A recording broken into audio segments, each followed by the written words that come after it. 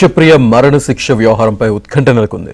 Blood money ఇస్తామని నిమిష కుటుంబ సభ్యుల మధ్యత్వానికి మెహదీ కుటుంబం ఒప్పుకోవడం లేదు. మరోవైపు విదేశాంగ శాఖ సైతం చర్చలు జరుపుతోంది.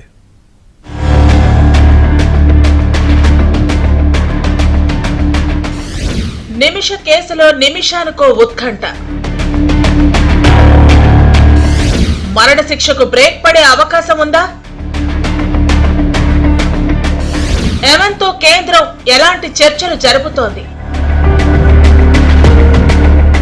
యెమెన్లో మరణశిక్షను ఎదుర్కొంటున్న కేరళ నర్సు నిమిషప్రియ కేసులో ఉత్కంఠ కొనసాగుతోంది. జూలై 16న మరణశిక్ష అమలు కావాల్సి ఉండగా భారత ప్రభుత్వ ప్రయత్నాలతో తాత్కాలికంగా వాయిదా పడింది.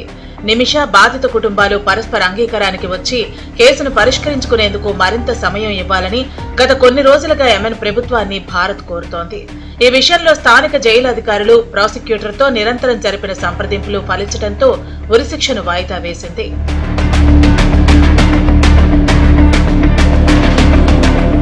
ఇదిలా ఉంటే బాధిత కుటుంబానికి దాదాపు 8.6 కోట్ల క్షమాధనాన్ని ఇచ్చేందుకు నిమిషప్రియ కుటుంబం సిద్ధమైంది. ఇందుకు వారు అంగీకరిస్తే నిమిషప్రియకు మరణశిక్ష తప్పే అవకాశం ఉంది.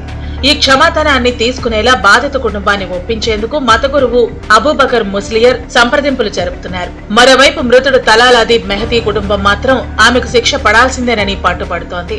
మధ్యవర్తిత్వం, సయోధ్య కోసం జరుగుతున్న ప్రయత్నాలు కొత్తేమీ కాదని తమకు ఎలాంటి ఆశ్చర్యాన్ని కలిగించడం లేదన్నారు మెహదీ సోదరుడు. ఈ నేపథ్యంలో ఆ చర్చలు ఎలాంటి ఫలితాన్ని ఇస్తాయోనన్న ఉత్కంఠ నెలకొంది.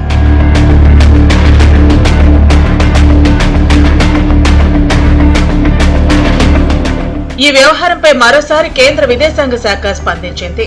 ఇది సున్నితమైన అంశమని విదేశాంగ శాఖ అధికార ప్రతినిధి రణధీర్ జైస్వాల్ తెలిపారు. కేసులో అన్ని రకాలుగా సాధ్యమైన సహకారాన్ని ప్రభుత్వం అందిస్తోందని, ఆమె కుటుంబం కోసం ఒక న్యాయవాదిని నియమించామన్నారు. కేసు పురోగతి వంటి వివరాలు తెలుసుకునేందుకు దౌత్యపరంగా సహకరించడంతో పాటు సమస్యకు పరిష్కారం చూపేలా స్థానిక అధికారులు కుటుంబ సభ్యులతో తరచూ సంప్రదింపులు చేస్తున్నామన్నారు. This is a very sensitive matter and the government of India has been offering all possible assistance in the case. We have provided legal assistance and also appointed a lawyer to assist the family.